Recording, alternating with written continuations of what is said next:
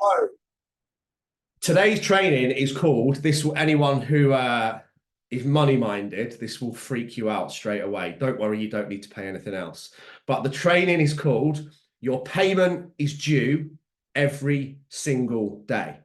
Now, success in life, whether it comes to success in your business, success in your relationships, success in being a good parent, success in having a good body, having a good business, becoming fitter, achieving things, success in anything that you want is rented and the payment is due every day. Doesn't really sound very sexy, does it? So I only get this thing that I want for a certain amount of time. I can't ever own it and I need to pay my rent every day. Can you now see why so many people go, screw that, that's not for me? But it's so true. And I got slated on social media when I shared this post. But it is so true. And it was an original quote from Arnold Schwarzenegger a long time ago when he said, like, abdominals or a good body are a status symbol.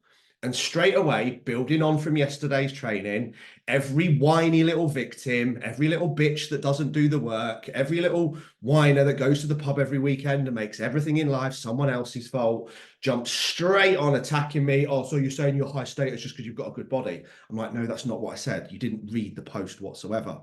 But the post goes on to say, if they'd have bothered to read it a little bit longer, that a great physique is one of the most incredible things in the world. And the reason why is because you cannot buy it.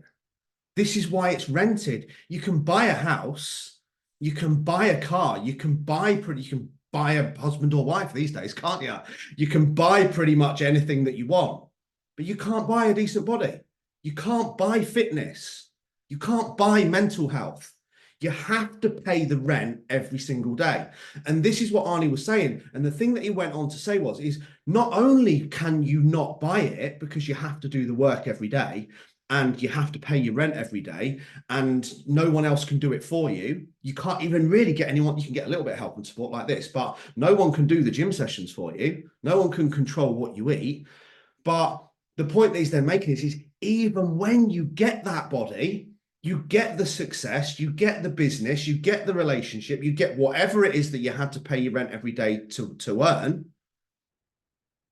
You have to keep doing that to keep hold of it. It's not a destination. This is where so many people go wrong.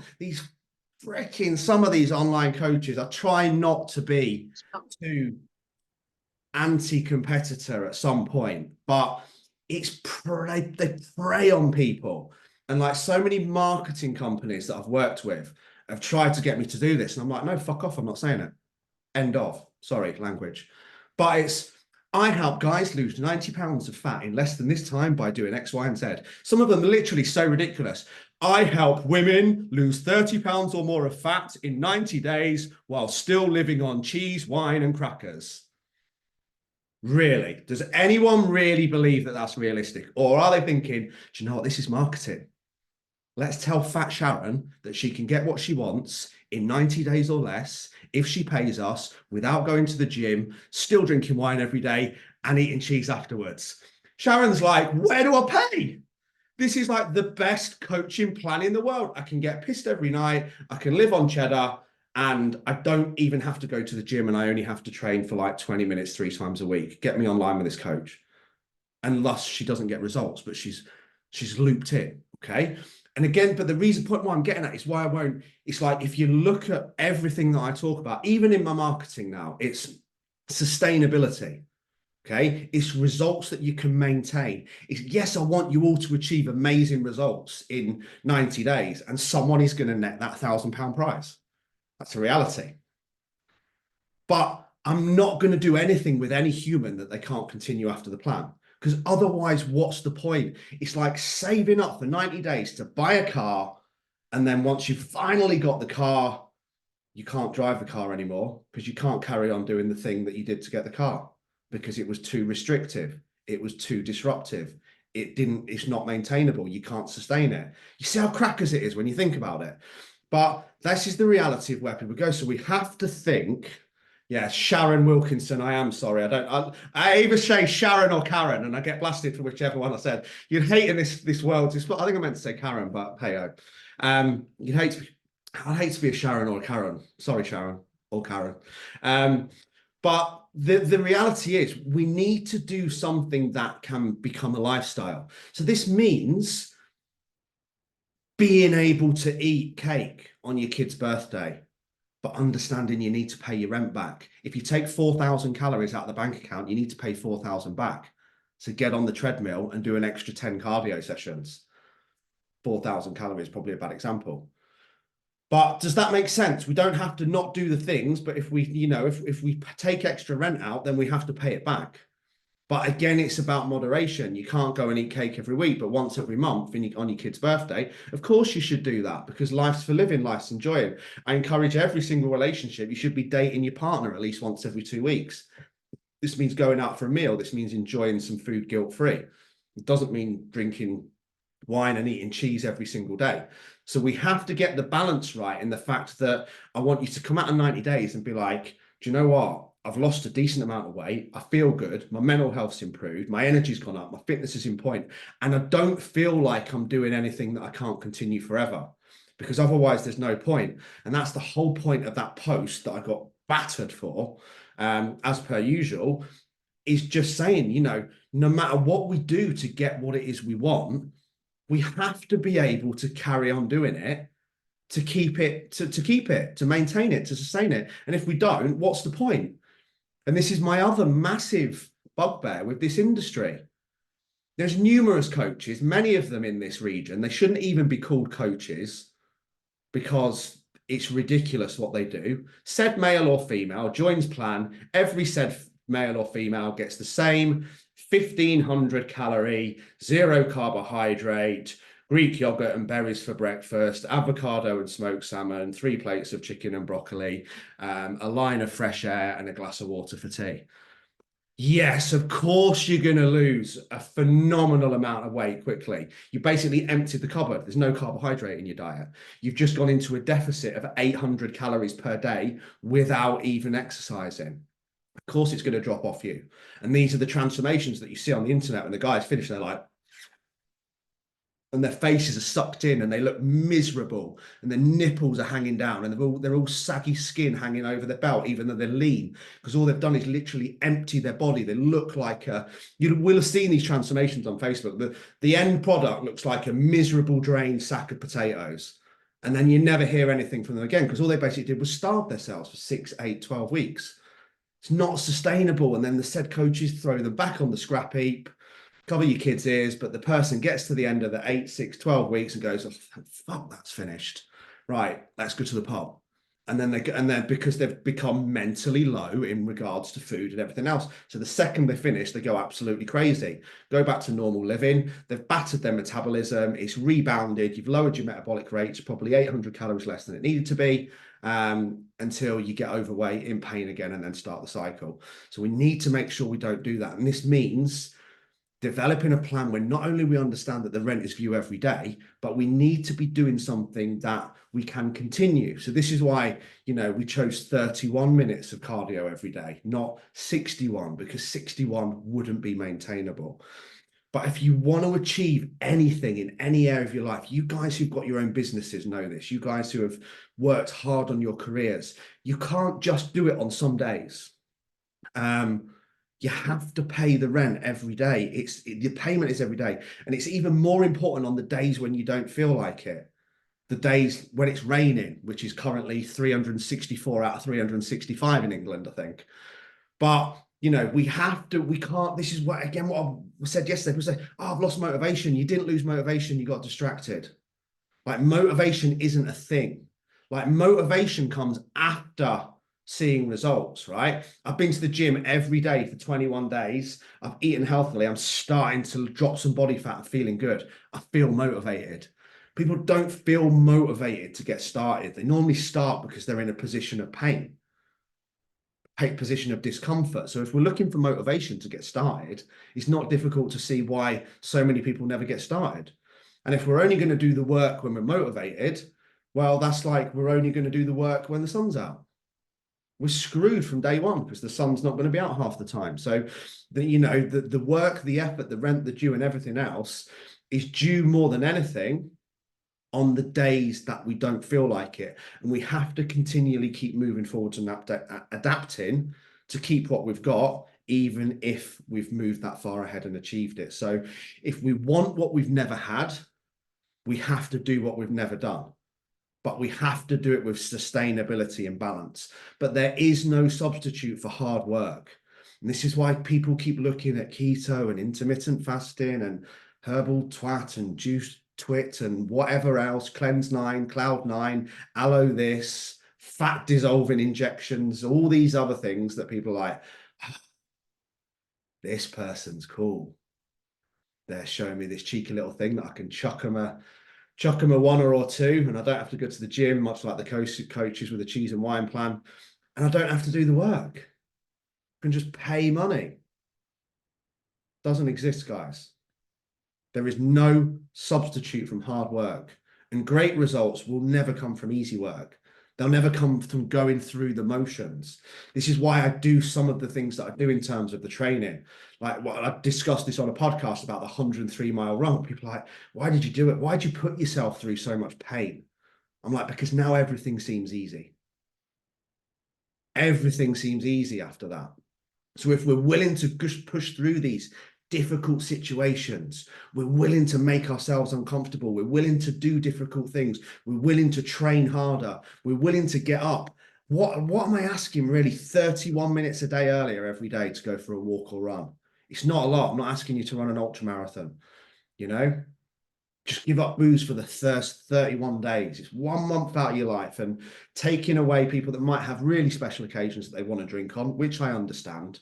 If you're drinking for enjoyment at a special occasion, not out of habit and because you're escaping life and you're trying to relieve some stress or pain, because it creates more, then, again, that's an assessment we need to make. If you can't stop drinking for 31 days, you've probably got a problem with alcohol that you need to assess. But we have to push through this struggle, push through this pain, push through this adversity, be willing to say no, be willing to do more, be willing to get up earlier. There was I'm going to say who it is. There was a human. Here we go. I'm not even going to say whether it was a man or a woman, because they might still potentially join this plan, which means they might watch this video, which would be pretty embarrassing on my part because I'm about to slate them. But it's not actually really slating. They would probably understand it and say, do you know what? He's right. So this is the typical inquiry, right, of a lot of people that come our way. Lee, I've tried everything. Tried everything. Okay, what have you tried? And then they list Weight Watchers, Slimming World, keto, intermittent fasting, 5-2, Cambridge, Fatkins, fat dissolving injections, everything in between. Right, you haven't really tried anything because none of those worked. Have you tried just being in a consistent calorie deficit for 30 days? What do you mean calorie deficit? Okay, so you haven't. Okay, so this is what we need to do. This is what we need to get, are you committed? Are you committed? Do you really want it? Because I promise you haven't tried everything, and I promise this will work if you're willing to do the work. Honestly, Lee, I'll do anything. Do absolutely anything. Right, so all we need to do is understand where your current maintenance is. Then we need to sit you in a calorie deficit of 300 calories per day. We need to track and weigh your food each day, so we know what you've consumed. Karen, we'll call her Karen, because that's like taking money in and out of a bank account. If we don't know how much money's going into the account each month, and we don't know how much money's coming out of the account, we won't know whether we're in a calorie deficit or not. And that's why you haven't actually tried anything, because you've never had any data to know whether you're in a calorie deficit or not. And on top of that, I just need you to commit to doing 30 minutes of exercise every morning, 5 days a week. See, I don't really think I'm going to be able to do that in the morning, what with kids and work and everything else. And you see, I have tried calorie counting before, and I don't really think it's going to work for me, Lee. And to be honest with you, I'm not really willing to weigh my food every day, because it's just a ball ache. And them apps, it's like, Karen, you just said I'm willing to do anything to lose weight. but you're not willing to track your food and exercise for 30 minutes 3 times a week. That's the reality of what the problem is. People aren't willing to do the work to get the thing. And opportunity and success, fulfillment, dreams, desires, everything we want will only ever come when we're willing to do the work. When we're actually saying, I'm willing to do anything to get the results I want and look better and feel better and be happy and have more confidence. And fucking mean it. Not some throwaway phrase where it's basically, I'm willing to do anything to get what I want, but not anything that causes pain, not anything that makes me feel uncomfortable, not anything that I don't like doing, not anything that involves getting out of bed half an hour earlier, not anything that doesn't involve me snoozing, not anything that basically, if it changes anything in my current life, then I'm not willing to do it, was essentially what she's saying when it's broken down. So we don't have to go crazy obsessed, but we do have to understand that the opportunity and success comes when we're willing to do the work, when we're willing to get up earlier, when we're willing to track food, when we're willing to go out in the rain, when we're willing to do what other people don't. And this is what, I don't know how many, I love the guy personally. I know he got slated with some of the stuff that happened in his career, but Mike Tyson was the biggest advocate of this. And take all the press and everything else with his life out of it. As an athlete, as a boxer, like he can't be undoubted how amazing he is. But when he was interviewed, he said why, I think the podcaster says, why were you so brutal? Why were you so good? Why did you win so many fights? He says if my opponent was going to get up at 5 o'clock, I was going to get up at 4. If it had got up at 4, I'd have got up at 3. If it had got a 2 up, it'd have got up at 1. If it had got a midnight, I'd just not have gone to sleep at all, and I'd have trained right through. And that was kind of the mindset that he lived from. Now, we don't need to be that crazy, but the meaning in what he's saying is right. And what he was saying was, I'm willing to do whatever I need to do to get what I want. Not I'm willing to do what I'm comfortable with some of the time, and I hope that it will work out for the best. As I've said, hope is not a strategy. And these are just simple things, getting up an hour earlier, going for a walk, listening to the mindset videos. And that's it. We don't have to go crazy, but we still need to do the work. It makes sense. It's getting that middle line. And, another great, I think this is where, and I want you guys to have an awareness of this as well. This was there's a bit of a trend here, isn't there? This is another post on social media that I got absolutely bashed for by another victim. But the post said, if you are a female who weighs 60 kilograms or less, is aged between 30 and 50, is claiming to eat 1,500 calories per day, exercise 5 times per week, and isn't losing body fat every week, you're not on 1,500 calories. You can imagine. So there was massive influx of these women, and then they all started supporting each other, and then they started talking about their metabolism and their thyroids and everything else and everything they tried that not worked, and they tried everything and yada, yada, yada.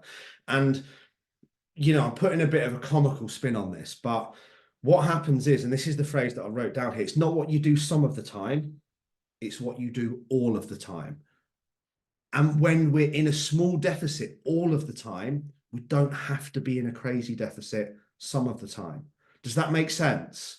What we're looking for is a steady 10, not a steady 10, that would be good. A steady 7, not a sporadic 10. So it's better to be consistently good than occasionally great.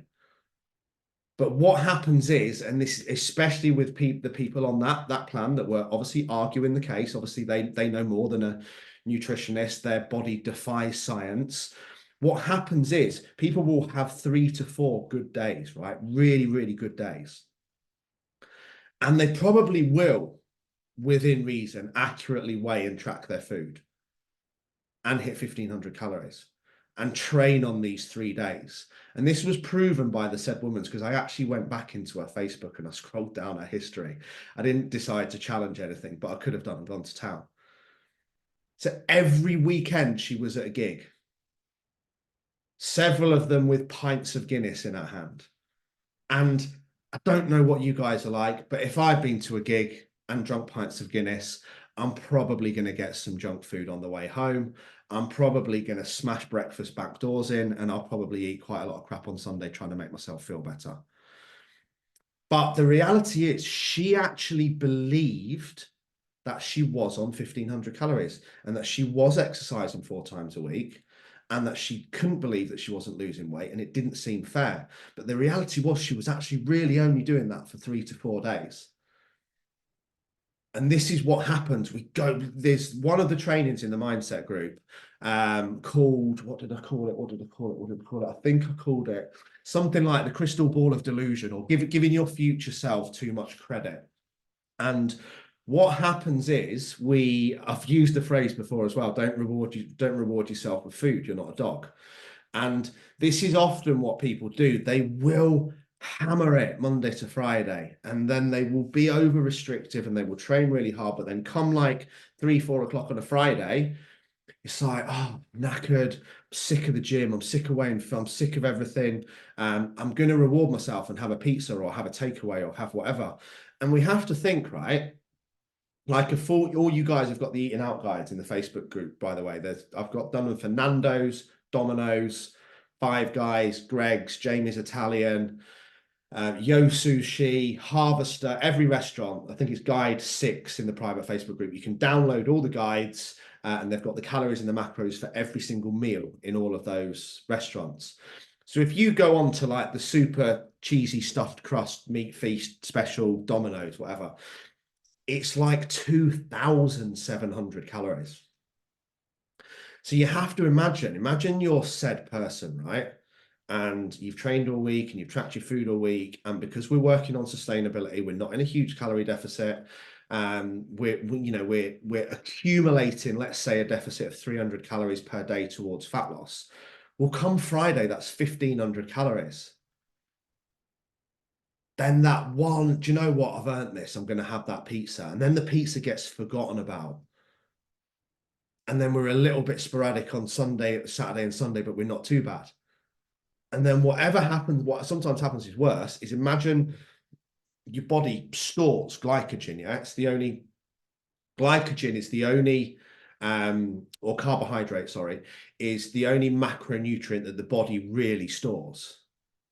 So this is how your low carbohydrate plans work, because also one carbohydrate molecule holds 4 water molecules, whereas protein and fats only hold 1. So if I go 0 carb for a day, which is exactly how Atkins and Cambridge work, right? It's like you going into the kitchen now and emptying I hope you haven't got tins, emptying all the tins out of the cupboard, all the Baileys from Christmas, all the selection boxes, and then weighing that cupboard. It's going to weigh a lot less, isn't it? And it's the same with the body. And this is how you see these people on these plans when they're like the typical multi-level marketing plan. Sharon's lost 7 pounds in her first week, and now she wants everyone to sign up below her in the Ponzi pyramid scheme, and then start selling the same shake that she's been having for 3 meals per day. And then she's lost another 7 pounds in week 2. And then you see her at the end of week 3. Well, actually, no, you don't, because you never hear anything from her again, because she went and ate some normal food, put all the tins back in the cupboard, got on the scales, and the scales weigh the same. So she can't talk about how much weight she's lost this week. But this is the reality of the situation. So it's, this is why the scales aren't the best marker of progress, because, if you have a high carb meal and you've not been for a poo, and then you get up in the morning, you're going to weigh more. If you've had a low carb day, you're going to weigh less. If you've drunk alcohol, you'll be depleted and you'll weigh less. And then you'll probably eat more carbs because you'll feel a bit shit because you've drank, and then weigh yourself the day after, then it'll gone up again. So, and again, the reality of the lady that I was talking about, she'd had all that good week until she went to the gig and had the pizza and the Guinness. Well, if she'd weighed herself on Friday morning, she'd probably have been 2 or 3 pounds down. But she weighed herself on Sunday and she was 2 or 3 pounds up because she put all the tins back in the cupboard over the weekend. She hadn't gained any body fat. Like, this is what people need to get clear on as well. The body cannot create or destroy more than 1 pound of body fat per week. Everything else is just a fluctuation of carbs, water, glycogen, lean mass, hormones. And like I said, very often, how hydrated or dehydrated you are and whether you've had enough fiber and sometimes whether you've been for a poo or not. It's a bit crude, but, it will make a difference on your weight. So, it's better to have a balance. This is where I want you guys to be with your nutrition. And this is why no food is really off limit, because it's better to be balanced. So you don't need a pizza on Friday because you had steak and potato wedges on Wednesday and you had a really nice beef and horseradish wrap for tea on Friday with some oven cooked chips. I don't know, but the idea is that we're not restrictive and disruptive enough that we have to go into these weekend binges because we've got so low. But as I said, just remember it's better to be consistently good than occasionally great. How we do everything, how we do anything is how we do everything. And there are no secrets, there are no hacks, there are no shortcuts. If there were and they were sustainable, I'd be selling them. And every day your payment is due in full. And you will always get the results with what you pay in, with how much you invest in yourself. And this payment, luckily, very luckily for us, isn't anything to do with finances. Okay? You pay with your choices. You pay with your attitude. You pay with your decisions. You pay with your effort, your habits, your willpower, your discipline, your work ethic, your ability to say no, and your focus. But all results will come with a price. And that is the price that you have to pay, the price of doing the work. And as I said, results will always be rented, never owned, which is why we have to keep them sustainable. But everything comes at a cost, and it's the cost of doing the work. So if we want the results, we have to start investing in the work, but not that hard that we can't continue investing. Guys, have an amazing afternoon.